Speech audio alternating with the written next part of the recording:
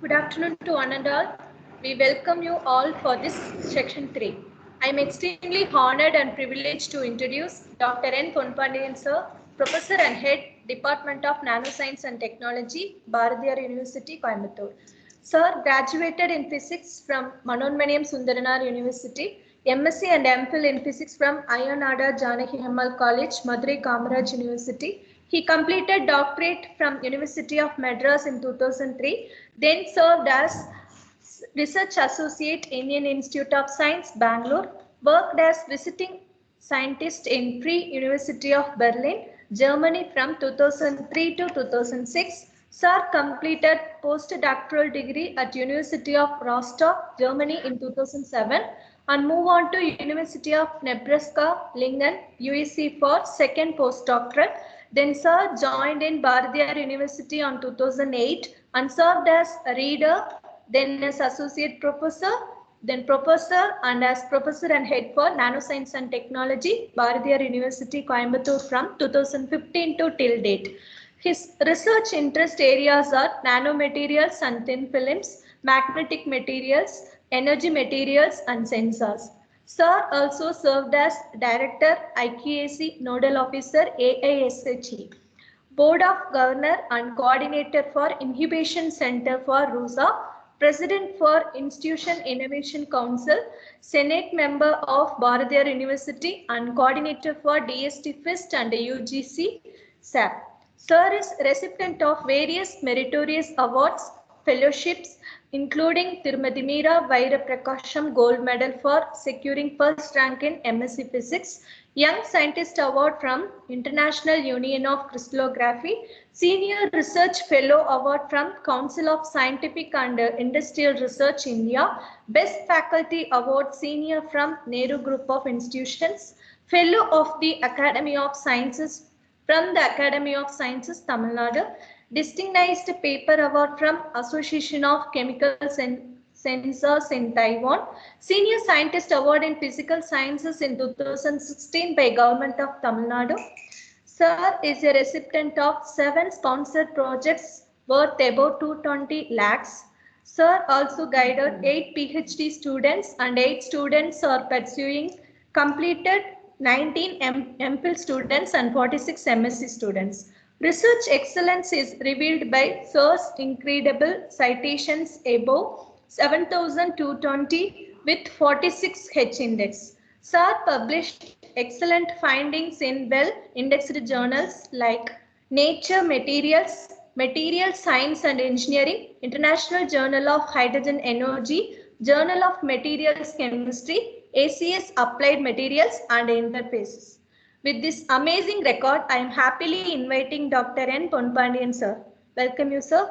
Now the section is open on novel materials for energy applications.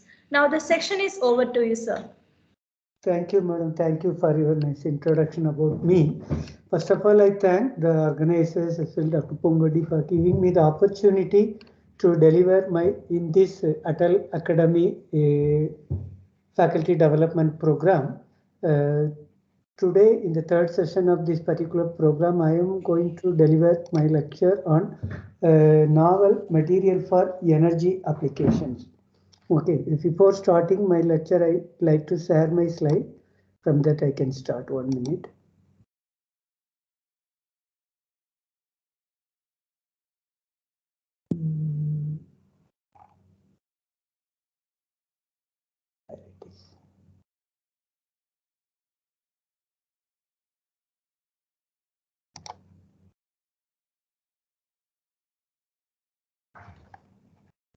One minute, I'm sharing this slide.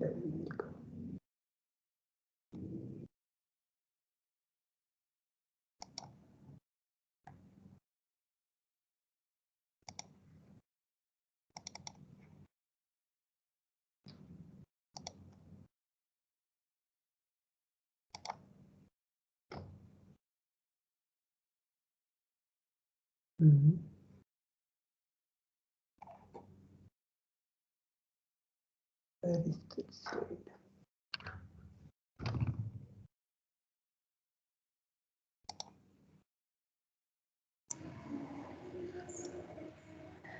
Sir?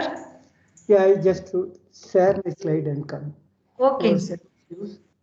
On the arrow mark, up arrow mark. Yeah. That's what I'm trying. Okay, sir. But there it shows desktop window. Entire screen, you can share entire screen. But that option is not coming. That's what I'm looking for that. Okay, sir. Sometimes network slow means it will happen. Showing all the things open in my desktop. Yes, sir. Yes, sir. You have to go for your PPT. Sometimes. Okay, now I got it. Okay, are you able to see my PowerPoint? Yes, sir. Yes, sir. It is visible. Oh, visible. Okay. Go to slideshow modes. Slideshow is working. No, sir. Now I put the slideshow. Okay. Is it visible? No, sir.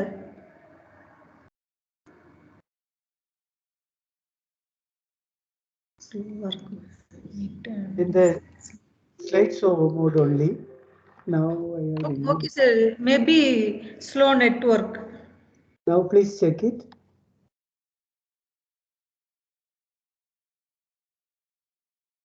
Same mode only, sir. Then I'll try to.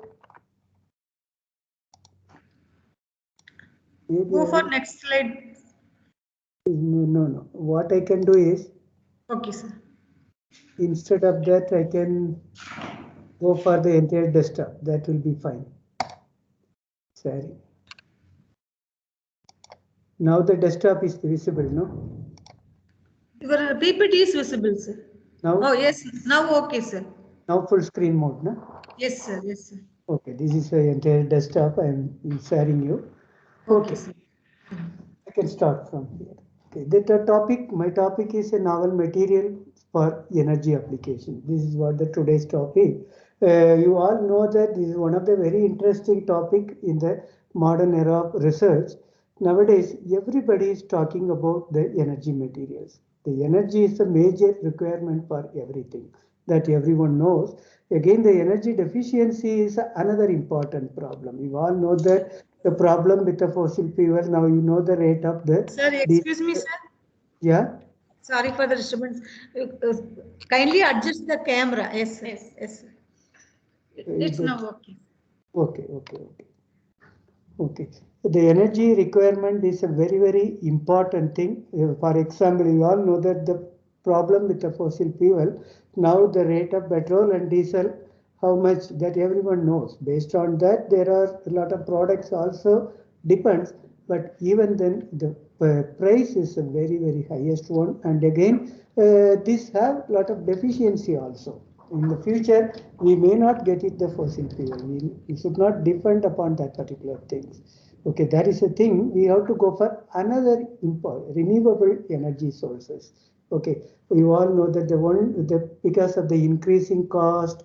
Again, another important factor is a pollution with the carbon dioxide, carbon monoxide. Again, the global warming, and again the geopolitical concerns. All are very important. Okay, thereby using the fossil fuel is a very dangerous one, as well as cost wise also very expensive. In order to avoid that, we have to go for renewable energy sources.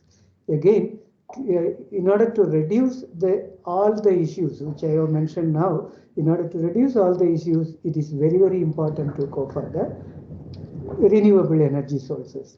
For that, we need a lot of other devices based on another technologies. For that only we are going to discuss today. In the first part of my lecture, I can explain you about little bit on energy conversion and storage devices, not much, because I am going to concentrate only on the material, not the devices, but even then little bit of introduction about the devices first, then I can explain about the complete material. Why do we need those material for this kind of devices? This is what my lecture is to be. Okay. Here you can see these are actually the alternate. Why do we need the alternative energy system? That's what we have seen it now. It aims, for example, all the researchers in the world, all the researchers, engineers and technologies, they all right now working on the energy conversion as well as the energy storage devices. Okay, energy conversion is a one part of energy aspect, and again, whatever the converts to energy, we have to store it in the form of something. That is what the storage devices. Both are playing an equally important role. Okay, thereby preparing the material for both the application is very, very important. There, the materials, the modern materials for energy that offers a comprehensive overview of the latest development. In this lecture, we can give you the latest development in the material aspects for all these devices, energy conversion devices, as well as energy storage devices, and finally some of the smart applications that also related to energy only. Okay, these are, you can see here, you can see some of the devices, some modern devices that is for conversion and storage. The first one is a solar cell. You all know that the problem with a solar cell. Generally, the solar cell, we are using the silicon. Okay, that's a crystalline silicon that is much expensive. His Chinese and amorphous silicons are much expensive. Again, the people are preparing with a dye-sensitized solar cell. Cost-wise, it is fine, but the efficiency is nothing. You all know that whenever you do some research, the efficiency is the most important thing. Okay, you have to always increase the efficiency by reducing the cost. But here in the dye-sensitized solar cell and all, we can make the solar cell with a less expensive one, but the problem is efficiency, that is much less expense. So much less efficiency. And also another important aspect here, the material aspect, is actually the perovskite solar cell. Those are giving high efficiency, but the problem is till it is in the laboratory scale, not in the commercial scale. Okay, during the implementation in the commercial, it will be making a lot of problem. Okay, thereby the research is still required to improve the efficiency and to reduce the cost of the solar cell. For example, we all know that the solar cell is much expensive because solar cell even in our home for a small housing home purposes. But without subsidy, the cost of these particular solar cells are very, very expensive. That everyone knows. Okay, thereby the research is required there also for the new materials. And again, the another important thing is the fuel cell. Okay, here the fuel is actually hydrogen. Okay, how the hydrogen can be produced? That is another important thing. There are several aspects are there in the fuel cell. Now, recently, there is a technique that is actually a water electrolysis. They are splitting the water to get hydrogen as well as oxygen. I will touch little bit upon these concepts also. Okay, here the water can be splitted into both hydrogen and oxygen. The hydrogen can be treated as a fuel in the fuel cell. Okay, that's such kind of devices. Again, another important thing is the supercapacitors and batteries. Okay, you all know that the application of battery that we always require, because if there is a power problem, we have to always save the energy in battery and use it. Like that, the battery can be useful for several other applications also. Like that, supercapacitors. Here, compared to battery and supercapacitor, we all know that the power density is much more in supercapacitors, because some places the power density play a vital role in terms of application. But in the battery, the energy density is much more compared to the power density in supercapacitor. Thereby, both of them have their own important application. In that way, all these devices are actually energy-based devices. Those are very important in our day-to-day life.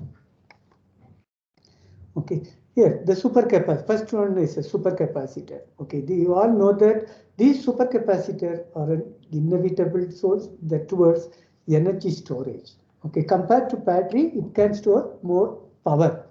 But it can actually discharge very fast. Compared to the battery, it can discharge very. Stability is there, but the discharge is very large, very high compared to the battery.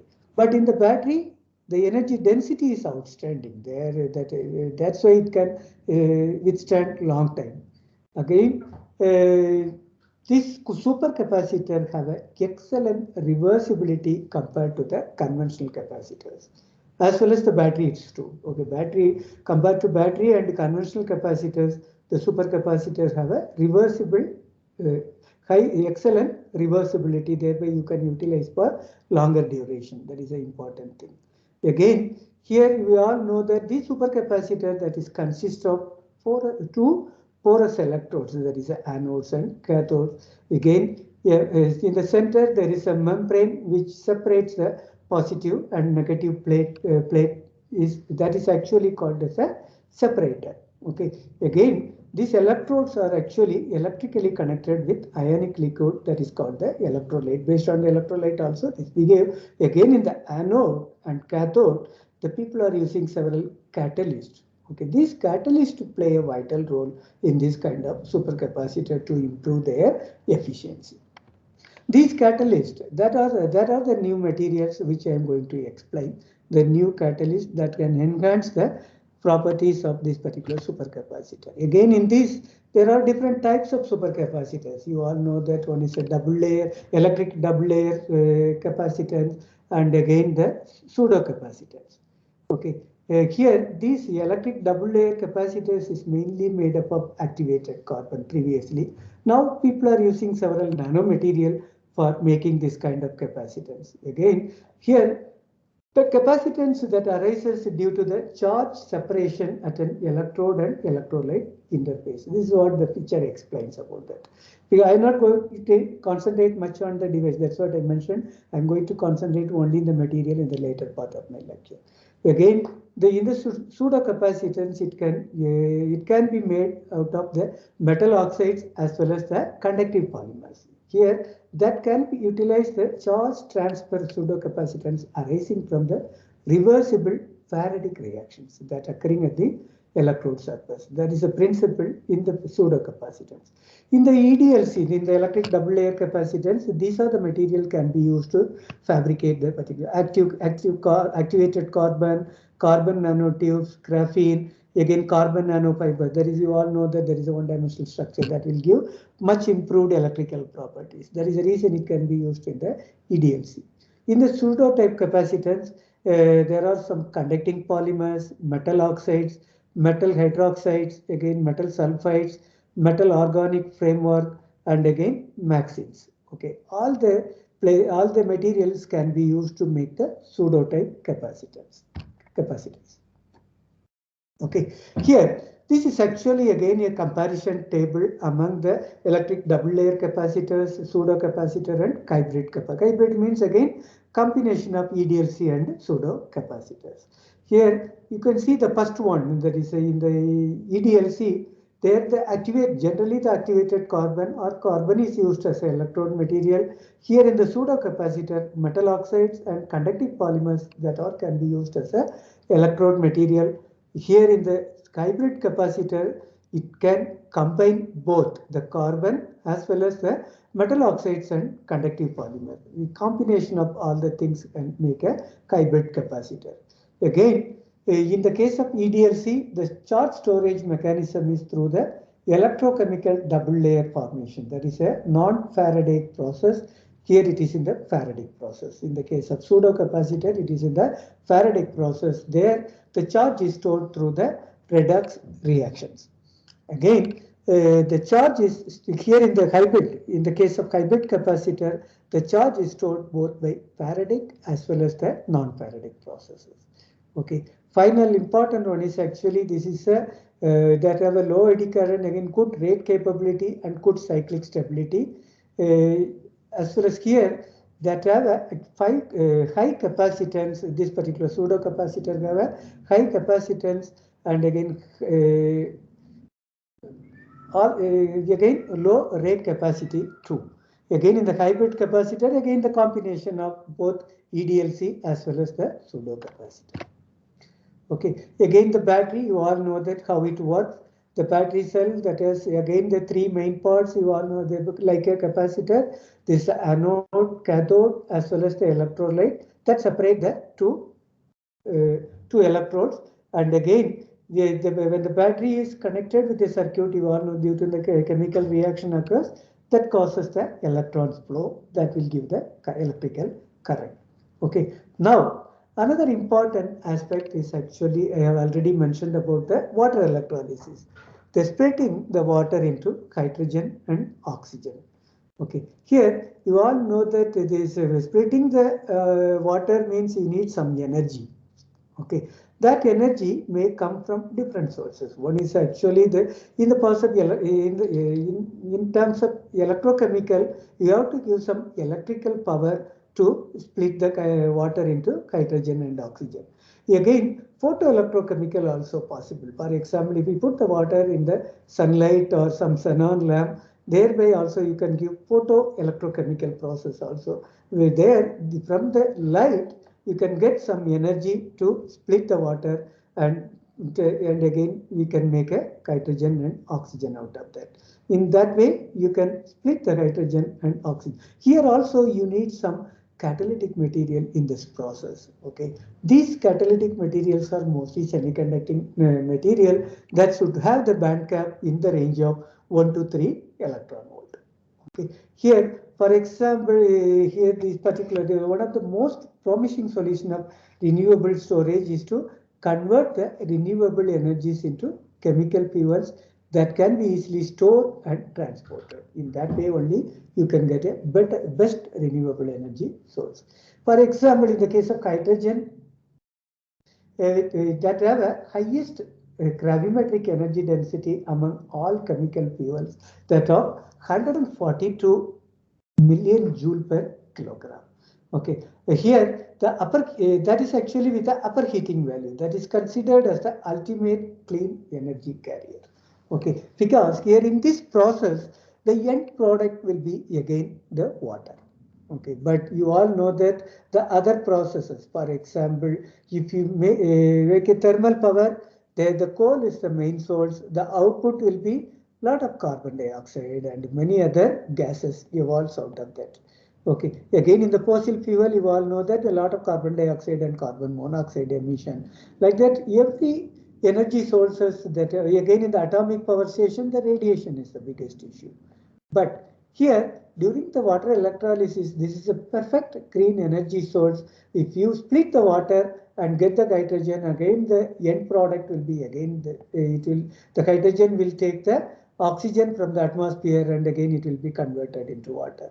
Thereby we don't have any issue with the environmental pollution. Thereby this is the perfect green energy source for producing energy. Okay, again in the case of photoelectrochemical and electrochemical water splitting are two possible strategies. I can explain both of them. Again, for example, if you use some source of energy, thereby you have to spend a lot of money again. If you use the sunlight, again you don't have any issue.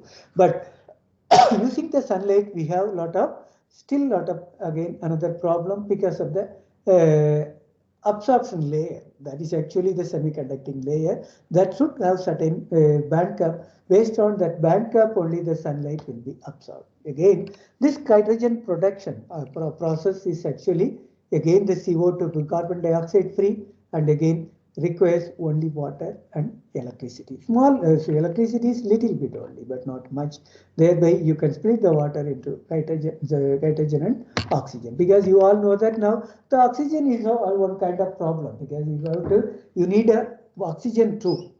Okay, for example, during the COVID pandemic, you all know that we are struggling for getting oxygen too. Okay, in order to that, you can make here, if you split the water into hydrogen and oxygen, you can get hydrogen that can be used as a fuel, that oxygen you purposes.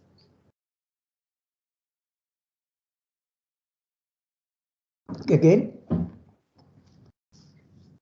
here, this is actually the two different processes, photoelectrochemical and electrochemical water splitting. What are the difference between these two?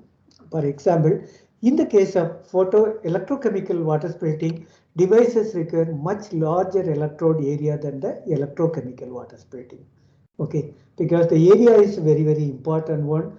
Again, if you need a large area, again the material, you need a large amount of material. There, if you use the nanomaterial with a very high surface area, that can help you to improve the efficiency in this kind of devices that generate. Again, the renewable energies, for example, that exclude the photoelectrochemical avenue. Again, this electrochemical water splitting is more attractive due to the higher flexibility and applicability. Compared to the electrochemical is a little easier, but it is a little expensive than the photoelectrochemical process, because the photoelectrochemical process we can utilize the sunlight as the photon source to convert the water into hydrogen and oxygen. Okay, now this is a mechanism of electrochemical. Again, in the water electrolysis, there are 4 different processes occurs. What is actually hydrogen evolution reaction? Another one is a hydrogen reduction reaction.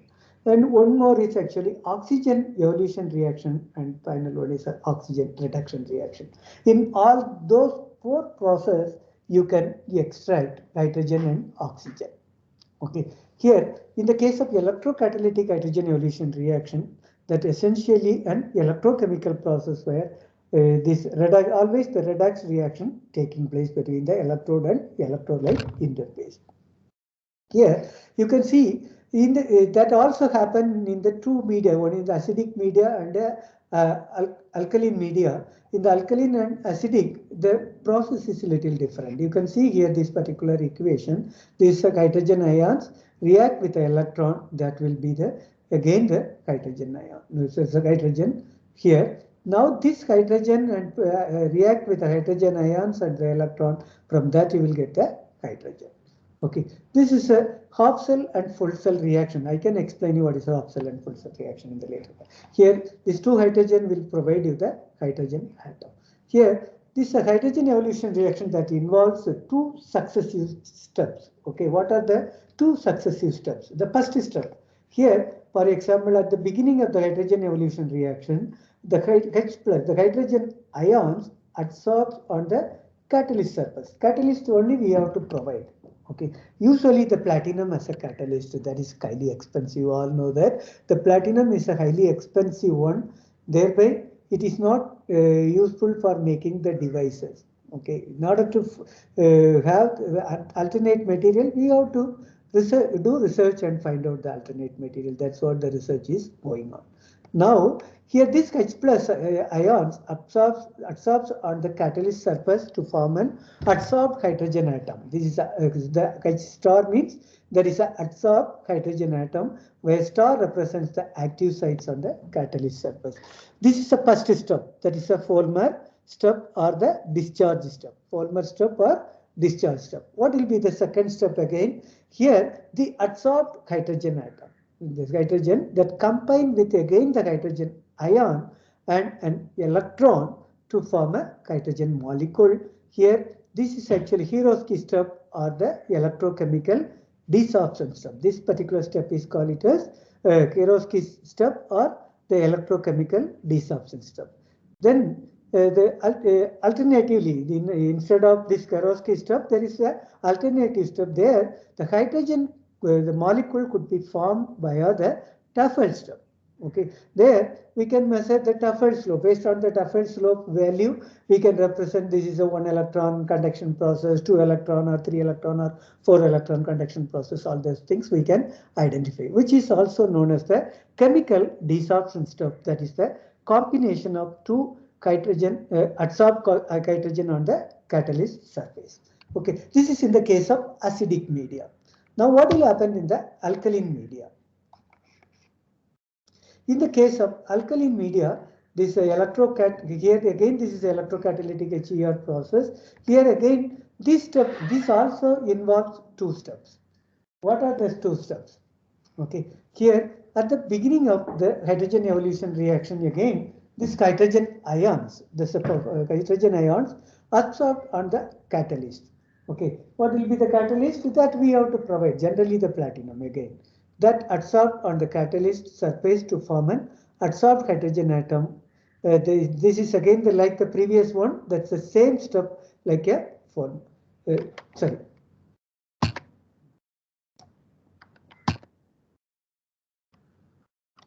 Okay, this is what the alkaline media here. The hydrogen adsorbed. First of all, the hydrogen react with the electron. It will form a adsorbed hydrogen atom plus OH minus ion.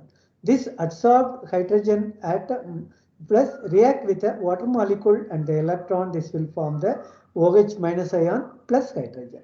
Now, if you have a two water molecule react with the two electron, thereby two hydroxyl ions as well as the hydrogen atom, hydrogen molecule will be produced. This is in the case of alkaline medium. Here also the same thing. This is a Folmer-Heroski process. Again, this is a Folmer-Tafel process. Okay. Here the exchange current densities of the hydrogen evolution reaction on most metal catalysts in alkaline solution are 2 to 3 orders of magnitude smaller than in the acidic electrode. Okay, again, this is actually the oxygen evolution reaction. Previously, we have seen the hydrogen evolution reaction in the alkaline and acidic medium. Now, we are going to see about the oxygen evolution reaction. Here, oxygen evolution reaction is again the hop reaction of water splitting process. You can see the picture here in the right side. Here, the water can be splitted into hydrogen. When this hydrogen goes here, that will be the voltage current density curve, and this is again the oxygen evolution reaction. This is the voltage versus current density curve. Here, the main difficulty in this particular process in the water splitting is the sluggish kinetics. Okay, this kinetics is a very sluggish. Okay, in order to improve the kinetics, we have to do certain things. Okay, here in the case of oxygen evolution reaction, especially compared to the hydrogen evolution reaction, is most sluggish. Here you have because this have a high over potential. This have a high over potential. Again, this oxygen evolution reaction is a 4 electron proton coupled reaction. 4 electron coupled transfer reaction, and hence it can be easily expected that oxygen evolution reaction requires a higher energy, that is actually higher over potential to overcome the kinetic barrier of the oxygen evolution reaction. Okay, here you can see in the case in the case of hydrogen evolution reaction, people mostly use the platinum as a catalyst. Here in the case of oxygen evolution reaction, mostly ruthenium oxide and iridium oxide. You all most of them are chemistry. You know that how costly it is. That's ruthenium and iridium oxide, both are highly costly materials. That is the reason we have to find out that new material as a catalyst in this kind of reactions. Another important thing is a fuel cell. You all know that why do you need a fuel cell? Because nowadays the electrical cars and all available in the market. The problem with the electrical car is you have to put the battery in the electrical. Thereby, the weight of the electrical vehicle is much higher than the conventional vehicles. If the weight increases, what will happen to the vehicle? The kilometer, the efficiency will be come down. Okay. In order to avoid the fuel, you have to generate a fuel in the car itself, and you can, because if you put the battery, you have to charge it in one place. Thereby, you have to put more battery, then only you can run the vehicle for longer distance. Okay. Instead of that, if you replace the battery with a fuel cell, if you produce the hydrogen consecutively, thereby the vehicle run for a longer duration. Okay. Now, how the hydrogen can be produced? For that only, this water electrolysis process helps. Okay. Now the people are using several other concepts, but now in the future, during the water electrolysis process, we can produce the hydrogen, and that can be given to the engine. Thereby, we can run the electrical vehicle. Here, the battery technologies are not keeping pace with demand because of the life of the battery, as well as the miniaturization is not possible, as well as there are some acid which we are using in the battery that leads to global warming. because some acids are coming out, acid fumes are coming out from the battery. That will give some side effect. Okay, and again here the possible solution here is a fuel cell, that is a device that uses hydrogen or hydrogen rich fuel and oxygen to create an electric current to run the vehicle. That is what the fuel cell. Now this is actually the process which will happen in the fuel cell. First one is a fuel. It combined with oxygen, that will produce the oxidation products. Now together with the oxidation product, together with some electricity. Okay, in the case of conventional process, not the fuel cell process, during the conventional process, what will happening is the chemical energy will be converted into heat energy. This heat energy can be converted into mechanical energy. That mechanical energy only give you the electrical energy. This is a four-step process. Chemical to heat, heat to mechanical, mechanical to electrical. But in fuel cell, it will not happen like that. But in it directly converts chemical energy to the electrical. In between two states, the heat and mechanical energy is not required in the case of fuel cell. Here, the chemical energy can be directly converted into electrical energy. Here, the efficiency of this energy conversion of the fuel cell almost approaches 70%. Again, it is only 15 to 20% in gasoline powered engine and 30 to 30% in diesel engine. That is the reason we have to improve the efficiency further. Again, this fuel cell that consists of these parts. The first one is an anode. Second one is a cathode. The anode as well as the cathode. In between there is a electrolyte. In between the electrolyte. Now this anode and cathode, those are coated with a layer of anodic catalyst as well as the cathodic catalyst. Here, this anode and cathode, that are materials which have high electron conductivity and zero proton conductivity in the form of porous catalyst. We need such kind of materials. Okay, that's what we are going to see in this lecture. What are the material we can make use of this particular application? Okay, again, another important thing is here in general in the fuel cells, they are using platinum as a catalyst. Okay, again in the electrolyte which they are using is actually the high proton conductivity and they have a zero electron conductivity. Okay, in that way you can improve the efficiency in the fuel cell. Okay, now how this fuel cell works? Okay, for example, again here the fuel. For the fuel cell, the fuel might be either hydrogen or hydrogen-rich fuel, which I have already mentioned. Here, the fuel undergoes oxidation at the anode and releases the electron. Okay, from the anode, it releases the electron. These electrons that can again flow through the external circuit to the cathode. Okay, this electron can flow through the external circuit to the cathode. Again, at the cathode, there will be an oxidant. Oxygen from air that gets reduced, again it will form a water. It will form a water there in the cathode, thereby there is no problem with the output. And again the electrons produce electricity while passing through the external circuit. In that way only the fuel cell work. Okay. These are actually some fundamental. Till now I have explained some fundamental about few devices, energy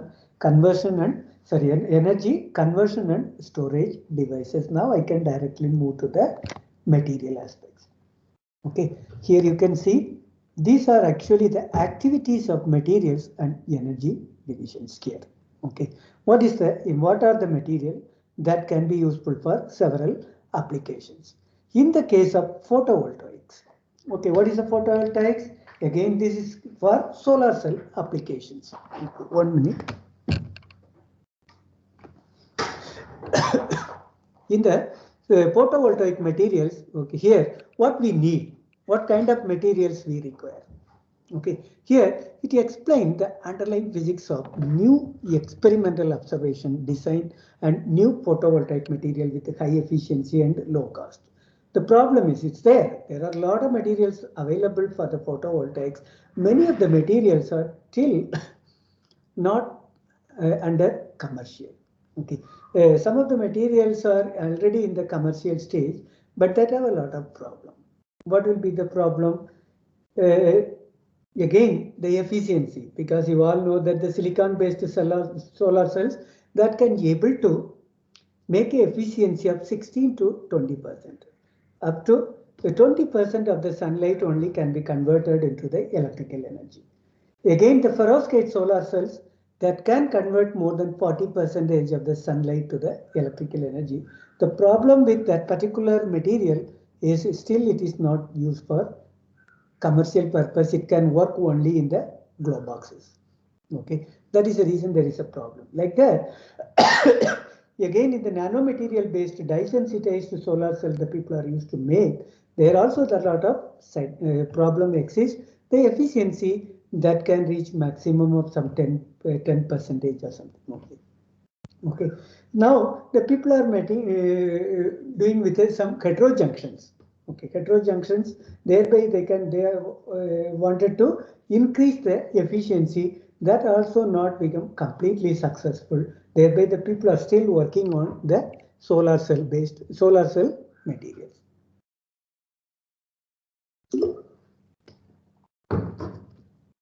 Another important thing is a catalyst materials. Okay, photovoltaic materials, then catalyst materials. For example, in the case of hydrogen production and the photoelectrochemical water splitting, again the carbon dioxide reduction, CO2 reduction to become a, we can reduce the CO2 to make a methanol. Okay, CO2 can be converted to a useful one as a methanol as a energy source. There also you need lot of catalyst materials. Okay, again the next important one is actually the overcoming doping limit rule. Again here developing a new physics of doping in theory. Okay, doping again, for example, you all know that there are a lot of two-dimensional materials are available now for research. One is actually the graphene, that is a two-dimensional carbon structure. Here also the people are used to dope some material, heteroatom doping, that is a nitrogen. Like that, there are several heteroatoms can be doped in the graphene-based nanomaterials. There, the doping can improve some conductive nature of the particular materials. Okay, those kind of material again, amorphous materials and physics that understand the nature of glass and glass transition for high performance amorphous material, inverse design of novel materials, and again energy storage material that can use to understand the design new material for battery, supercapacitor, hydrogen and thermal storage application. One of the important thing is a hydrogen storage, because we are producing hydrogen using the water electrolysis process. Again, the storing is an important issue. We all know that hydrogen is a lightweight element. Lightweight element, storing hydrogen, you need a very large volume. Even 1 liter of hydrogen can be stored in a very big volume. Okay, because it is a very, very lightweight atom. Okay, thereby, in order to store the hydrogen, we have to find some source. Okay, there you need a lot of porous-like material. And final one is a quantum material. Here the design low-dimensional systems for energy application that can able to develop advanced theoretical approach for these quantum materials. Okay, like that, the material evaluation, the activities of materials for energy division is a very, very important one. But in order to, if you make all these material, that can be utilized for several other applications too. That is okay, but I am going to concentrate only for the energy applications, how these materials help to improve the efficiency. Okay, here, this is what the catalyst development. Okay, this particular slide explains everything. Okay, how one can make a material to improve their functional properties. Okay, you can see the first one, that is a nanostructure. Okay, you all know the conventional material which we are using for these particular devices, the bulk materials. How the nanomaterial improve the efficiency of these things because of the surface area as well as the catalytic activity. Okay, how the catalytic activity will be improved, that everyone knows. In order to improve the surface area of this material, thereby we can improve. How the surface area can be improved, again, to do the different kind of nanostructuring. Okay, what are the nanostructuring again? There are three different kind of nanostructure. One is a zero-dimensional structure, one-dimensional structure, two-dimensional structure, and three-dimensional structure. You can see the picture here. Okay, the first one is a nanoparticle. The top one is actually a nanoparticle that have a three-dimensional structure. Okay, again the thin film that have a two-dimensional structure. Again the nanorod. Again that will give the one-dimensional structure. Finally, the quantum dot that will give you the zero-dimensional structure. The different structures will give different electrical properties. To reduce the dimension of any material, the material properties not only depend upon the size, it also depend upon the shape of the material. Okay, especially in the electrical properties of any material, that can be change their functional property with respect to their morphology. In the case of, for example, in the case of one-dimensional nanostructures, there the electrical property is much better than the other 0, 2, and 3-dimensional material. Okay, that one-dimensional material always give better electrical property than the other morphological material. Okay, thereby you can form the nanostructures. How to form the nanostructure? For example, even you all know that the zinc oxide is a semiconducting metal oxides. Okay, this zinc oxide can give all the four different types of structure almost. Okay, using zinc oxide, you can form the nanoparticle. You can make a thin film. You can make a vertically grown nanorods, and even you can make it as a quantum dot too. Okay, in that way, how one can make all the things? You have to play with the preparation conditions. If you play with the preparatory conditions, you can perform the experiment in such a way that you can make a different kind of morphology. Okay, this is what the four different structures of nanomaterial that will give different properties for better catalytic activity too. Okay, how the nanostructures will give better catalytic activity? Because of the surface area, how the surface area influences. Okay, I can give a very small example, from that you can easily understand. Okay, you just take a cup of water with a few peppers. Just to put the full pepper on the water and drink it, you don't feel any taste in the difference. But break the pepper and put it in the water, you feel slight difference in the taste. Again, grind the pepper and put it in the water, lot of spicy. Okay, that is because of the different stages of the pepper. Okay, full break and again the grinded one, that make a difference like that. Here also the size as well as the shape that makes a difference. How the shape make a difference? For example, if you eat few rice, that will give some taste in our mouth. Again, break the rice and make it as a powder and eat it, that will give different taste. Like that, the different, because the shape make a difference here.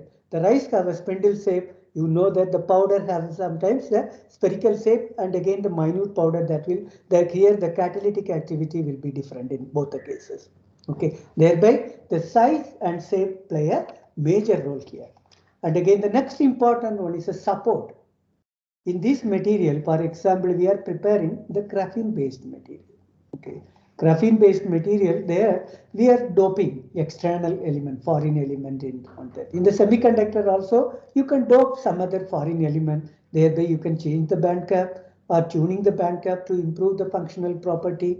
Okay, again, folding the carbon graphene sheet also makes some difference. And again, you can have a graphene with some conductive polymer that will give different structure like that.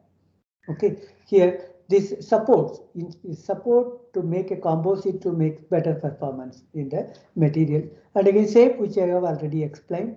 And again, the next important thing is the different polymers of the material that also will give different properties or different functional properties to improve their activities. And again, here you can see the intercalation. What is intercalation? For example, if you have a graphite, you want to make a graphene, thereby you can use some intercalation compounds to make a separate layers. Thereby you can have an intercalation there you need the intercalation process to separate the carbon layers from the graphite to get a graphene. Okay, that will give much improved properties. Again, the confinement, quantum confinement effect. Okay, what is the quantum confinement again? In the three-dimensional case, there is no confinement. This electron that can go all around the material. Again, if it is a two-dimensional material, the electron motion is confined in one specific direction like that. You can make some confinement in the material aspects also. If you make it two-dimension, the electron confinement is only one direction, but that can move in the other two direction. Again, in the one-dimensional structure, there is a two-dimensional confinement with a one-dimensional movement. And like that, you can make a confinement. And again, the alloy.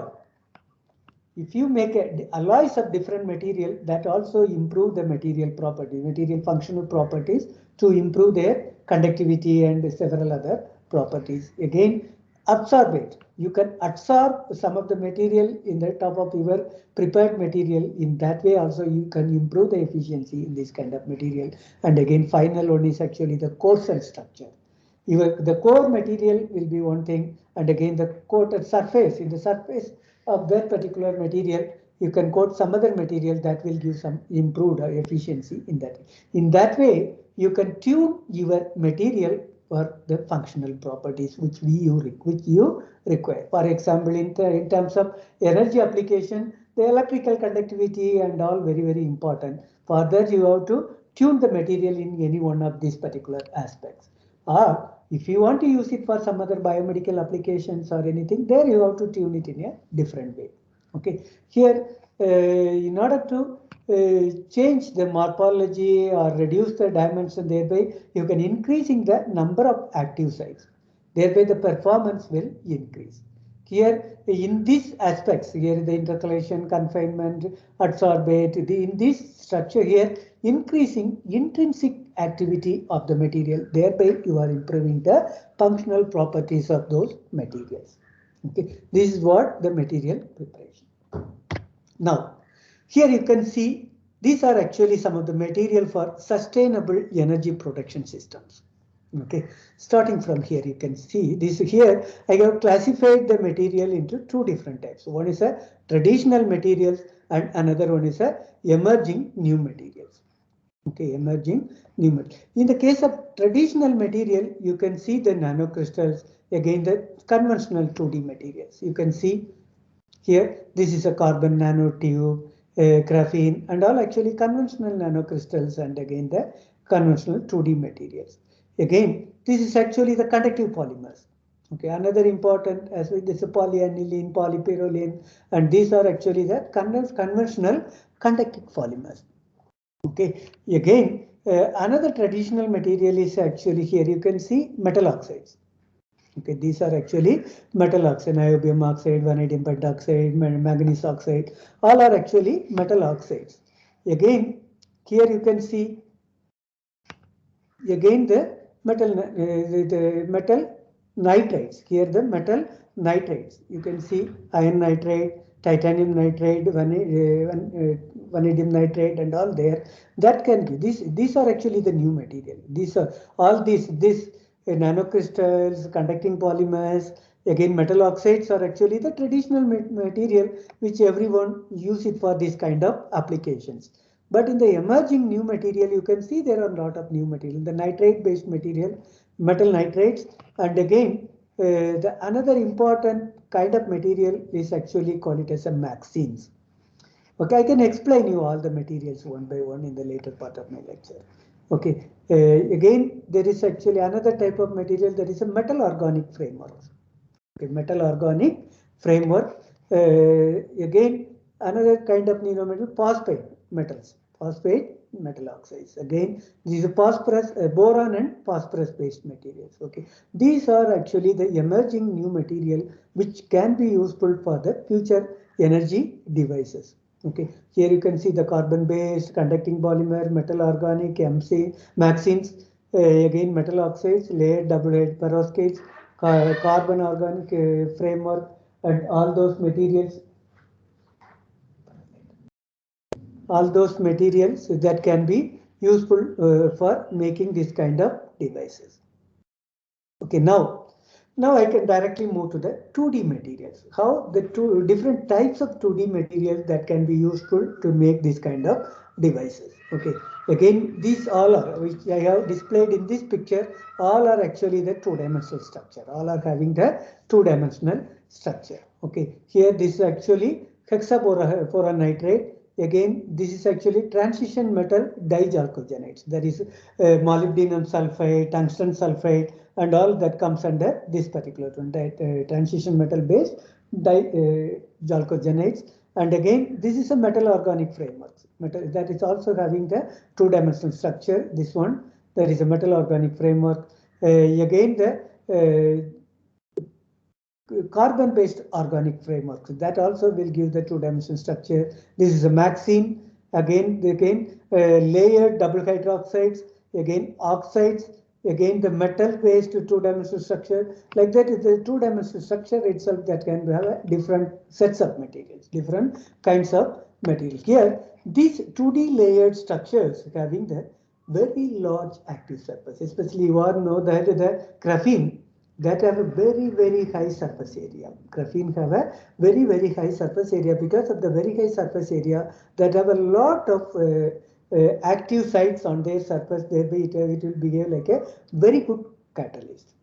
Very good catalyst. Here, the surface area are helpful to host the catalyst nanoparticle to keep the catalyst immobile. Again, facilitate short charge transport time as well as the distance, and again to avoid the agglomeration and restaking. That is what the importance of 2D layered structure. This also again keeps the activity and stability of the catalyst very high to have the improved rates of photocatalytic hydrogen evolution reaction. Okay, again you can also play with the band gap. Here the band gap energy of the layered nanosheets is tunable with the thickness. Okay, based on the thickness of the 2D layer, the band gap can be tuned because tuning the band gap is very important during the photoelectrochemical processes. During the photoelectrochemical process, one of the important component is actually the energy cap. That energy cap can be tuned based on the thickness of these particular 2D layers. Okay, suitable catalyst semiconductor can be selected to get maximum efficiency of this photoelectrochemical process. Again, you all know that this chalcogen atom, okay, unsaturated, and again that have a H sites that serves as a energetic and active sites for enhanced photochemical hydrogen evolution reaction rate. Okay, this is all about the 2D materials. Again, why do you need the 2D material? That is another question. Okay, we all know that in the case of 2D material, I have already mentioned in the graphene that have a very high surface area, and again that created with a reduced dimensionality. That is another important thing. Okay, you are reducing the dimensionality, and to increase the surface area. Once if you increase the surface area, that will become the very good catalyst. And again, when you have a single or few layers, that results in the quantum confinement, that have a quantum confinement which exhibits enhanced Coulombic interaction among the charge carrier. That is another important application based on the 2D materials. Again, in the case of the two-dimensional materials, especially the semiconducting transition metal dichalcogenides, MXenes, carbon-based materials that have very recently attracted a considerable research interest, that due to their electrical conductivity as well as the optical property. Here, in this kind of material that have a very good electrical conductivity and also have a tunable band gap, because of that the optical properties also get improved. And again, in the case of layered materials that have a unique characteristics that towards energy storage as well as the energy conversion devices in terms of their functional properties. What are the functional property? Again, that have a very good conductivity, and again that have a very high surface area, and also efficient electrocatalytic activity, and again enhanced Faradic efficiency, and again it also have a very long-term, long-term stability. In order to have all the things, we are going for the 2D materials. The 2D material I have, there are different types of 2D material based on your application. We have to choose the 2D material for specific applications. Now here you can see again, this is actually why the 2D material again, this is in the case of carbon based material, we can make it together with together with some metal oxides to make a composites also. This combination of carbon-based material with either metal oxides or metal, that also give the improved functional properties for this kind of applications. Okay, metal, for example, the metal sulfides also you can. For example, you can coat with a graphene with a molybdenum sulfide or tungsten sulfide to make a different material. Okay, again that also improve the efficiency in terms of stability and again energy density. Okay, here the carbon nanofibers, that is actually call it as a one-dimensional structure. Okay, this is actually the nanofiber, because always the one-dimensional structure have a very high surface area, thereby that have a very good conductivity also.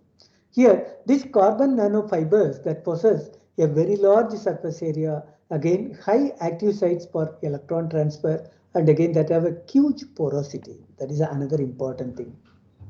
If you have a porosity in your material, that can be able to store a lot of things inside that. And again, high mechanical stability, again that have a very less cost effective one. Okay, thereby these carbon nanofibers are actually a best material in the in terms of 2D material. Sorry, in the 1D material, it can be, this is actually a 1D material, not a 2D material, that also can be used as a for this improving the efficiency and the reducing the cost. Again, in the bimetallic chalcogenides and layered double hydroxide again owning great important in energy storage application. These are some of the material. Again, in the picture you can see using the nano composites. Okay, you can make a nano composite, not only the pure 2D material, together with a 2D material, you can coat some other material like make a nano composite, thereby you can control the size first, or reducing the size, thereby you can increase the surface area. You can tune the morphology by making a composite, thereby you can tune the morphology. Again, you can structurally design your particle, and again you can make some coupling effect on that. Okay, thereby you can tune your material by forming the nano composite for their functional properties that will improve the catalytic activity of that material, thereby it can be useful for catalytic applications. Okay, now this is actually the nanostructured carbon-based materials. Nanostructured carbon-based materials, you can see the fullerene, carbon nano onion, that is CNO, carbon nano home, that is CMH, carbon nanotubes. There are a lot of different types of carbon nanotubes, single wall, multi-wall. Again, in the single wall itself, zigzag, chiral, armchair type structures like that have a different types of carbon nanotubes. Again, carbon nanodot, that is a quantum dot, because it is a semiconductor. Sometimes it behaves like a semiconductor, thereby you can reduce the dimension to few nanometer, thereby you can make a carbon dot, that is a quantum dot. Again, nano diamond, again graphene, like that you can make different types of carbon-based nanomaterial. These structures of carbon that have a very large surface area, as well as it will provide a high electrical conductivity, again chemical and electrochemical stability with less cost. And again, because of the high surface area, again the structure and shape of the pore size distribution, as well as the electrical conductivity and functionality of this material, it will improve the electrical characteristics of this material. For example, you can see this will improve the electric double layer capacitance in this material. You can see this is a rectangular loop here. There is no oxidation and reduction reaction. Thereby it will have a better supercapacitor application. Again, another important good rectangular shape of the cyclic voltammetry will give the better supercapacitance effect. And again, this symmetrical galvanostatic charge discharge, you can see in the voltammetric curve, there is a symmetric charge distribution exists. Okay, again, this is actually the carbonaceous material. That is actually, there are several materials. For example, here the different thickness fibers, again porous structure with the fibers, and again this non-porous rod, and again the porous sheets with the fibers, again porous sheets with fiber, you can see it here, again porous granules, again like that. There are different types of carbonaceous materials. Here, these have a unique 2D nanostructure and have a high conductivity graphene-based substrate. Example, graphene oxide, and reduced graphene oxide that can serve as a excellent support for nanostructured hydrogen evolution reaction catalyst. Because if you replace the platinum with this material, you can reduce the cost much. Okay, and also in this carbonaceous material that can support heterostructures, that carbonaceous substrate may play a confinement role in the formation of well dispersed nanostructures as well as the exposure of sufficient active sites for the HER reaction. Like that, this material can be useful mostly for hydrogen evolution reaction as a catalyst. Okay, the next important one is a graphene. Okay, you all know that the graphene, okay, that have a sp3 hybridized carbon. That have a sp3 hybrid. Here is a graphene, one atom thick, two-dimensional sheets of sp3 hybridized carbon, sp2 and sp3 hybridized atom. Not only sp2, sometimes it is sp3 also. Again, the carbon-carbon distance of about 0.142 nanometer. And again, it have a long range biconjugation in graphene that results in the extraordinary thermal, mechanical, and electrical properties. Because the problem with different allotropes of carbon have a different properties. Graphite and diamond that have a entirely different mechanical property. Graphite have a very less mechanical property, and diamond have a much improved mechanical property. Like that, this graphene also have a much improved mechanical property like a diamond. And again, its extended honeycomb network is the basic building block of other important allotropes. Again, it can be stacked to form a graphite. If you put more layer of graphene together, that will form a graphite. Okay, graphite. Again, the roll to form a 1D nanotubes and wrap to form a 0D fullerenes. That is what the structure of graphene.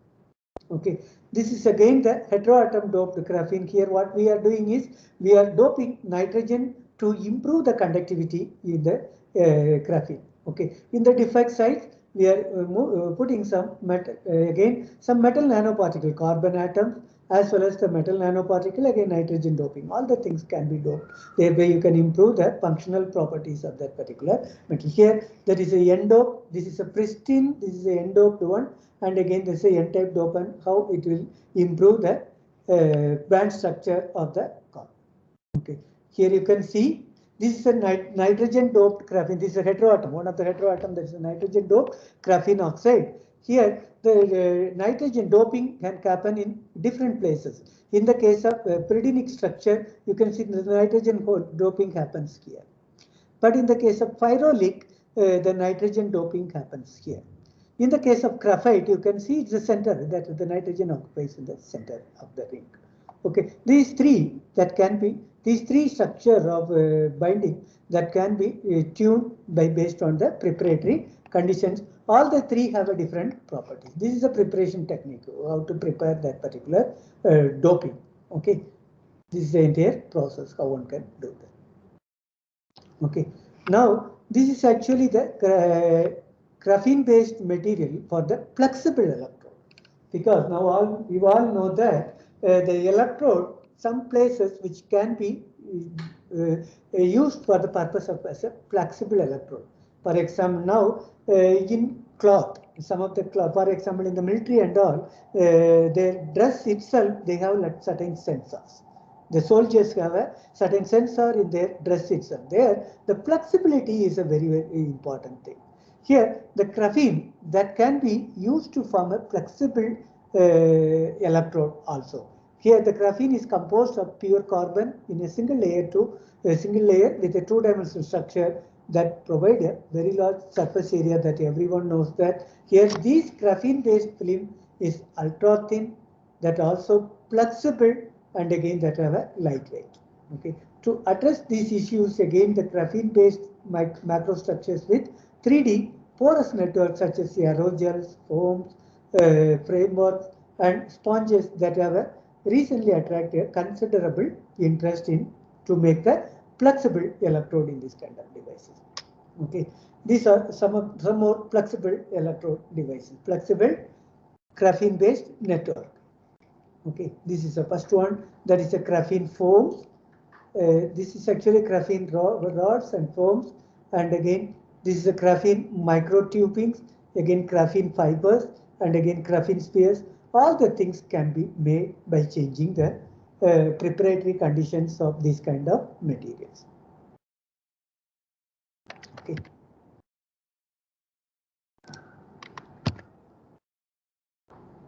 Okay, now this is actually the metal or carbon nanofibers. Metals or carbon. One of the important technique which we prepare the nanoparticle is an electrospinning technique. Okay, here one can easily form the nanofibers. These nanofibers have a very high surface area compared to other nanoparticles and other things. Using these electrospinning also, you can make a core cell nanostructures also. If you have designed the syringe like that, you can make a core cell structure of nanofiber. Okay, that will also improve the the functional properties of this particular material. Here, using this electrospinning technique, you can form a carbon nanofiber. Again, the metal incorporated carbon nanofibers and all the things you can prepare. That again will improve the functional properties of the material that can be useful for lot of energy applications. Okay, the next important one is a transition metal oxides. Okay, people are still using the transition metal oxide for several applications.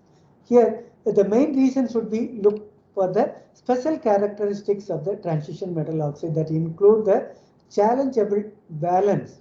Okay, you can change the valence electron to replace the valence electron with some other things, thereby you can improve the functional property, which is actually the charge of pseudo-capacitance allowing the intercalation of ions and electrons into the lattice of the metallic compounds, and thereby considerable incurrent stability will occur. This is actually the electrodes and electrolyte. Again, that will happen. Here, the metal oxide activated carbon composite electrode based symmetric supercapacitor. Here, we are using the activated carbon and again transition metal oxides. Here, these are the metal: tin oxide, titanium oxide, cobalt oxide, iron oxide. Iron oxide, especially the alpha Fe2O3. Again, the molybdenum oxide, binary nickel oxide, vanadium oxide, manganese oxide. Like that, there are several metal oxides can be useful for this kind of applications. Again, the molybdenum oxide also can be one kind of. Again, here most of the transition metal oxides that can favor the hydrogen evolution reaction that should have the band cap.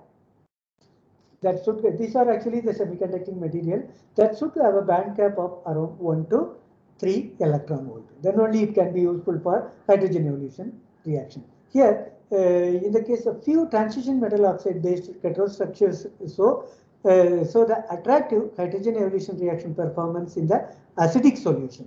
Metal oxides will give better performance in the acidic solutions. Thereby, the high electrical conductivity promotes the rapid electron transport, while the porous structures facilitate the fast mass diffusion. Again, the core structure of the transition metal oxide core that will give the hydrogen evolution reaction active cell, in which the active cell will seal the transition metal oxide core from corrosion, again resulting in improved durability. The stability is much more. Again, you can use it for long cycles. So that is another important thing. These are some of the work which we have performed in our lab. We normally use the spinel oxide, that is here manganese cobalt oxide spinel that anchored with a reduced graphene oxide to enhance the electrocatalytic activity towards the oxygen evolution reaction. This actual oxygen evolution reaction that can be decided based on the Tafel slope here. This is a Tafel slope. Here, based on the value of the Tafel slope, we can clearly identify the conductivity of the electron. If it is a less value, thereby the conduction will be much more. Okay, based on that, we can use to check that. Okay, here some other material, that is a cobalt oxide, again comma Fe2O3 metal oxide based energy applications, that also can be done. These are actually some of the literature one. The previous one is our own work. This is actually the literature. And again, the another important material is actually the transition metal based dichalcogenides. Here, especially the tungsten sulfide, molybdenum sulfide, and all comes under this particular category. Here, these transition metal dichalcogenides have a layered compounds with a general chemical formula MX2. M is a transition metal, X2 is actually the chalcogen, either sulfur, selenium, or tellurium. Okay, those are actually the chalcogen, and transition metal, you know that cobalt, nickel, and many other materials. That all comes under the transition metal. In addition, you can restacking of 2D transition metal dichalcogenides as a nanoseed that can inhibit large surface area that exposed to the electrolyte ions and significant volume change during the cycling or potential threats to use for monolithic transition metal dichalcogenides. Okay, and again this will give the novel seed-like morphology that will give the two-dimensional structure, thereby the surface area will be much more again, that have a subatomic thickness, and again that have a active edge sites in the 2D transition metal dichalconide. Okay, again here another important thing is actually the atomic engineering of transition metal dichalcogenides nanoseeds. Okay, these are actually the example for those devices. It allowed the transition metal dichalcogenides nanoseeds. One of the elements in the transition metal dichalcogenides is partially substituted by another element with the crystal structures of the nanoseeds remaining the homogeneous. Here, in addition to this two-dimensional structure, you can add together with this one, you can add the graphene seeds also. Thereby also you can improve the efficiency of this kind of material.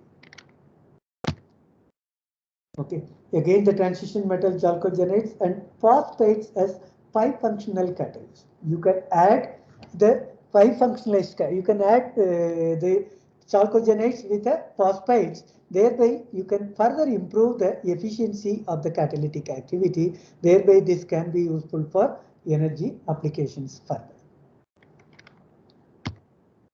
Again, these are actually the different morphological features of the MOS2. Even this MOS2 is a two-dimensional structure, that is a layered structure. You can make different structure using the MOS2 also. Here, in the top-down approach, during the mechanical chemical interaction and exfoliation, you can make a separated MOS2 like that. The exfoliation, you can make a layered structure like that. Again, you can make a zero-dimensional dot-like quantum dot like MOS2. Again, you can make a carbon spheres also using this one. And again, carbon nanotube, like a carbon nanotube, you can make a MOS2 tube also like this, only MOS2 structure. Again, in the bottom up process, during the CVD process or wet chemical synthesis, you can make like a sheet like this, MOS2 and deposited on the top of the substrate. And again, this is a solvothermal process. You can make a graphene film, and again you can make a carbon conductive polymer like that. You can make different structures like that. Okay, this is what, using the different method of preparation, you can make a shape also. I have already mentioned one can tune the size, shape to improve the functional properties of those material that will influence the energy materials for different conversion and storage application. Okay, here again there is one of the application here. We also performed prepared some MOS2 material for hierarchical nanoflower like structure that we can utilize it for to make a high performance supercapacitor. Based on our material, we have attained certain important results that I have displayed here. Okay. Now This is actually the skeleton structures of WS2 at carbon nanotube thin film hybrid electrodes for high performance quasi solid state flexible supercapacitors. Okay, this is what you can make. Okay, this is actually the performance of the supercapacitors which is displayed here in it. The another important type of material is in the MCs. This MCs, that is actually the MAXINs. Okay, the general formula for the MAXIN is actually n plus 1 AXN, where M is actually the transition metal that you know, and A is actually group 13 or 14 element, X is actually the carbon and or nitrogen, and N equal to 1, 2 or 3. Okay, this is what the general formula for MAXINs. This is one of the important two-dimensional material which nowadays the people are using in the material science research, and that can improve further the efficiency of those particular devices. Okay, MCs, that's an inorganic compound comprises few atom deep layers of transition metal nitrates, again carbides or carbonitrates. Again, these MAXINs provide an exclusive amalgamation of conductivity and hydrophilicity because of their hydroxyl surfaces along with the superior mechanical properties. Okay, again additives free MAXINs and direct printing of micro supercapacitors. Now the people are making the ink based on the MAXINs. That ink can be useful for printing that particular different devices. The flexible supercapacitors also can be printed in some flexible substrate, thereby that can be useful for energy applications. Okay. Again, the metal, another important thing is a metal organic framework. In the metal, certain organic compounds can be coated, and thereby that can improve the functional properties, thereby also that can be useful for some energy applications. Again, this is a design of organic ligands to pristine metal organic framework. This is another important aspects in this aspect. And again, the component design of metal organic framework composites, that is actually the metal nanoparticle, carbon nanotubes, reduced graphene oxide, porous supports, molecule complexes, and again conductive substrate. Using that, one can easily form the metal organic framework composites. That definitely will improve the efficiency of this kind of energy-based device. This is again here in the case of carbon-based. Sorry. Here, this is a carbon-based metal organic framework, symmetrical supercapacitor electrode for enhanced charge capacitors. Okay, there you can see the picture in this picture that enhances the supercapacitor, the storage capacity of this particular supercapacitor. Again, these are the actually current advances and challenges in the flexible electrode. For example, an emerging approach for the fabricating flexible electrode is to develop freestanding or self-standing films of active material. Again, this approach avoids using current collectors, again conductive additives as well as the binders, considerably reducing the final device weight. That is what the important in the flexible electrodes. Again, another important thing is a numerous solution processing methods have been presented to fabricate freestanding supercapacitor electrodes based on carbon-based materials. Okay, these are actually some of the flexible metal substrates. There's a copper foil, titanium foil, nickel foam, and all can be useful to make a flexible metal substrate. Okay, this is actually some of the paper-based substrates which we are using for energy applications. Again, the transition metal-based phosphates. Here, the transition metal-based phosphates, there the electrons tend to transfer from metal atoms to the more electronegative phosphorus atoms. Thereby, that will give the negatively charged phosphorus atoms that can efficiently trap protons during the hydrogen evolution reaction process. Here, the process of phosphorus decreases the number of metal sites, and then hence that leads to the moderate binding of adsorption of hydrogen atoms on the surfaces. Okay, this is what the transition metal based phosphates. Now another important thing is a perovskite based family, that also another kind of material that especially used for energy conversion devices, mostly in energy, especially in the solar cell. Here the oxidation state of atoms in this particular structure. This is the structure have a AbO3 structure that have a lot of oxygen vacancies, and thereby you can make a lot of porous structures. This will improve the efficiency in terms of for electric energy applications. The final one is actually the spinel structures. The importance of the spinel structure is actually, this have a general formula of Ab2O4. In the B is actually the trivalent metal ion that occupy the octagonal sites in this particular structure. A is actually the divalent metal ion that occupies the tetragonal sites of this particular spinel structure. Here, the valence state can be tuned during the synthesis process. Thereby, one can easily improve the efficiency of that particular metal. Thereby, this and also because of the oxygen that have a lot of deficiency in the oxygen in this particular structure, thereby you can easily form the porous structure, thereby you can improve the efficiency in this kind of materials also. Again, the final important thing is the layered hydroxides that can be useful to make a supercapacitors, and again that is a material designing to tune the catalytic properties. There is actually the heteroatom doping, and again metal ions intercalation, small molecule polymers intercalation, metal atoms intercalation, that all improve the efficiency of these energy materials. Okay. Finally, the substrate engineering also play a vital role in this kind of electronic, in this energy based material. That also one should be very careful. For here, this is another efficient approach to enhance the electroconductivity of the catalyst, that is actually to merge a catalyst with conducting substrates such as carbon or nickel foam. Okay, but the people are thinking that the nickel foam will not give the standard results. Sometimes it will give one kind of results, after some time the result may change. Thereby, many people are not rely on the nickel foam, but the carbon is a very good one. And again, combining with these conducting supports, that can not only further improve the electroconductivity, but also create more active sites.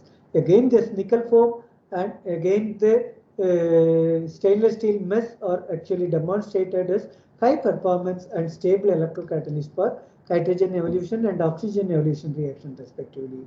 And again, in the hydrogen evolution reaction, nickel foam exhibited an overpotential at the order of 0.217 volt at the current density of 10 milliampere per centimeter square, with a Tafel slope of 130 millivolt. This is little higher. The Tafel slope is little higher, which were larger than that of the commercial platinum-based platinum carbon catalyst. Okay, thereby this cannot be used for certain application. These are some of the applications of this energy-based material. You all know that hybrid electric vehicles, that can be useful for certain applications. Okay. You all know that all these devices, all these devices which we are using, all these energy conversion and storage devices. Okay. Maybe with this I can stop it, my lecture. If you have any questions, please. Dear participants, share your questions.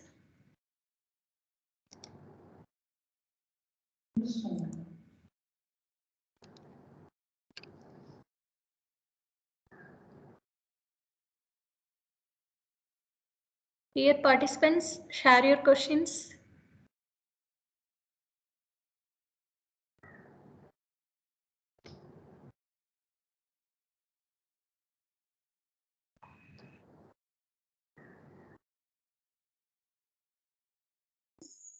Hello, sir. Hello. Hello. Yes, please, sir. Oh, sir. Sir, please, sir. Good evening, sir. You given an excellent speech. Yeah, please. The question is that in electrical vehicles, we using usually lithium batteries. No, sir. Yes, You sir, told please, sir. cell can be used so that to convert to drive the electric motor. Sir, can you repeat the question, sir? Your voice is breaking. The electric vehicle, sir. Hello. Yes, sir. Yes, sir. Yes, sir. Now I'm able to hear. Please tell me, sir. That using the hydrogen cell, we can Yes, sir. use battery to drive the electrical vehicle. Yes, So sir. what is the capacity of that using the hydrogen cell? That storing is again the problem. Is it practicably is applicable, sir? Actually, in that kind of vehicle is already running in India also, because one of the professor in OM Srivastava from Banaras Hindu University, he already made the electrical car based on the fuel cell principle. Okay, but the problem with a conventional vehicle is actually we have to have lot of batteries. We have to put lot of batteries, because then only you can run the vehicle for longer distances. Because now some companies, they are actually already commercially launched their electrical vehicle that can go up to one time charging, that can go up to 350 kilometers or 400 kilometers. There, that is again based on the capacity of the battery. Okay, now you can improve the efficiency of the battery with the same volume and again the weight. That is a one way to improve the efficiency. But putting the battery itself, for example, now the cars are actually running based on the fossil fuel, give longer, for example, the kilometers. For one liter of petrol, that is giving some 18 kilometers or 20 kilometers. That all depends upon the weight of the vehicle. Okay, that is the reason now they are using or fabricating the vehicle with only some certain plastic components, not the metal-based component. In that way, they are reducing the weight of the vehicle to go for longer distances with a less fuel. Okay, now if this particular vehicle, this electrical vehicle, if you put more number of batteries, thereby you are increasing the weight in the vehicle. Thereby that can run a short distance with the same amount of fuel. In order to reduce the weight, you have to reduce the size of the battery and weight of the battery. Okay, that is one thing. Okay, instead of battery, you can produce your own fuel during the running of the vehicle itself. Thereby, you can avoid the battery completely. Thereby, you can reduce the weight of the vehicle also. In that way, you can run it for longer duration. That is one longer distances. This is the other way of using the water electrolysis process. During the water electrolysis, this is a continuous process. Okay, there is a water, little bit amount of water. You are splitting the water into hydrogen and oxygen. Again, after completing the process, the end product will be again the hydrogen that pick the oxygen from the atmosphere. Again, that will be converted into water. Again, it will be recirculated again and again. In that way, the vehicle will run in a smooth way. This is what. Okay, sir. Thank you. Is there does not cause this hydrogen storing is the problem now, sir? Again. Storage is the problem, sir. Still, storage, you have a lot of problem. You all know that, you all the chemists, you all clearly knows that because the 1 liter of hydrogen itself needs a very large volume to store. Okay, for that, the people are working on the porous material. Okay. Here, whenever you prepare some porous material, the storing is little bit easier than the conventional material. If you have a high porous nature in the material, you can easily store this kind of hydrogen in the porous material. That is another kind of research. That is a storing of hydrogen. Hydrogen storage is another kind of material. Research that is also going on. Okay. Thank you, sir. Thank you. Sir, in the water splitting process, hydrogen is produced. For that, we are using electricity. Yes, sir. And again, that hydrogen is used for energy production. Yes, sir. Hydrogen as a fuel. Okay, we are preparing the hydrogen. That hydrogen can be. Whether it is economically viable. Sir. When you compare the cost of electricity that is needed to produce hydrogen. No, here we are not using the electricity. There is a two different types of hydrogen evolution reaction. One is a electrochemical reaction and another one is a photoelectrochemical reaction, sir. During the photoelectrochemical reaction, the sunlight can be used as a fuel to split the water into hydrogen and oxygen. Thereby, you don't have to use the electricity. This is what that says. Okay, sir. Okay, we are using photosensitive material for the production of hydrogen. Yes, yes, sir. Okay. Okay. Thanks.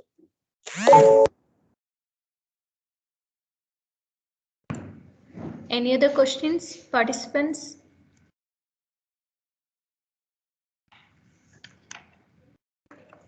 Okay. Sir, I have one more doubt regarding Please, this. sir. Can Please, you throw some light on the quantum confinement? Yes, sir. Yes, sir. Yeah, quantum confinement, I can explain in a very simple way. For example, if there is a three-dimensional room, okay, in the room, we are living in the room.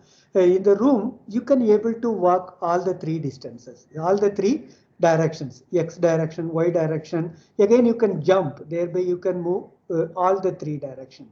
Thereby, your movement in that particular room is not at all confined, sir. Confinement means it is a restriction. Okay, your movement is not at all restricted. Okay, that is in that way three-dimensional material. In the material that have a three-dimensional carbon and that is not carbon and that is a nanoparticle that have a three-dimensional structure. That is a spear-like structure. If there is one electron that can be able to move all the three directions, X direction, Y direction, and Z direction. Thereby, that is actually zero-dimensional confinement with three-dimensional structure. Okay, what is a one-dimensional confinement again? For example, in the room, the top of the floor may come down and up to your head. Okay, thereby you cannot jump up and down. You can be able to move only the X direction and Y direction. You cannot jump up and down. Like that in the thin film, in the material aspect, it is a thin film.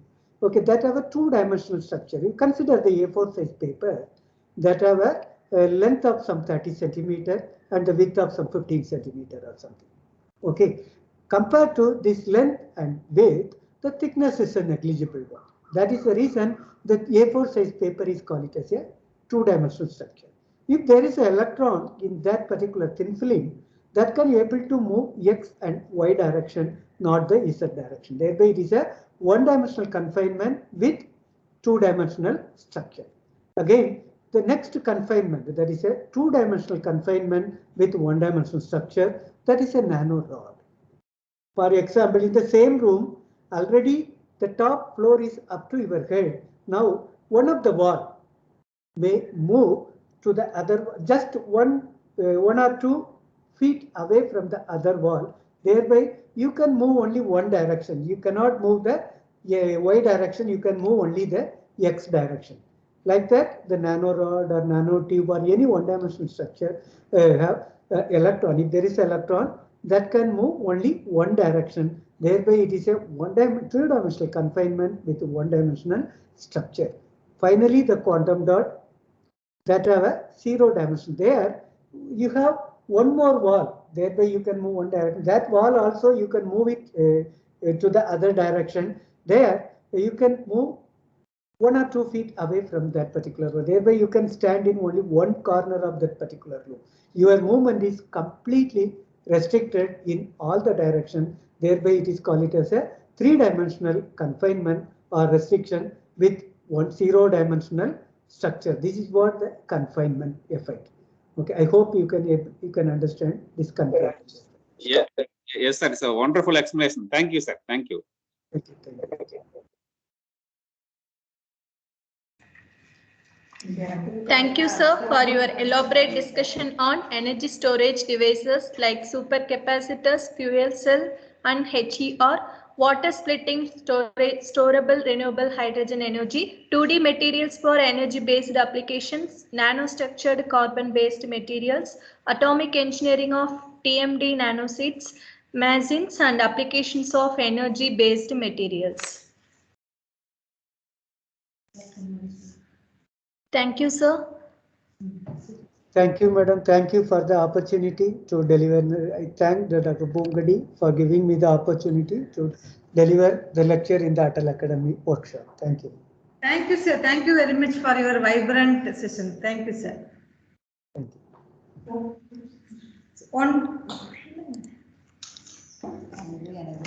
Dear participants, kindly enable your video for photo section.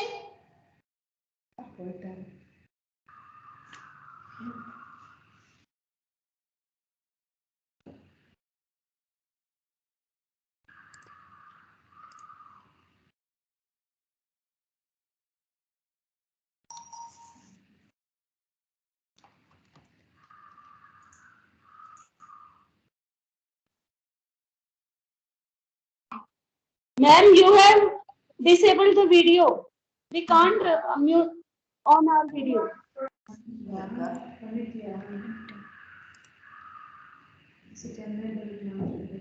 It is enabled, ma'am.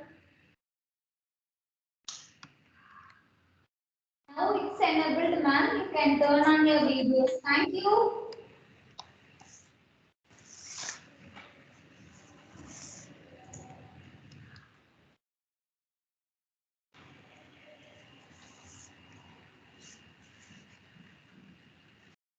Participants, the attendance link is posted in the chat box. Kindly fill it.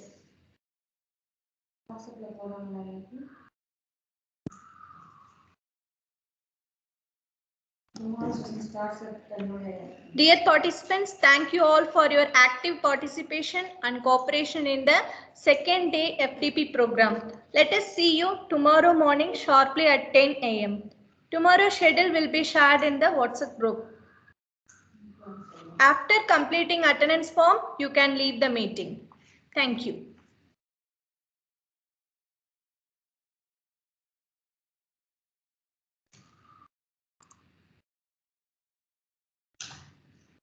Thank you so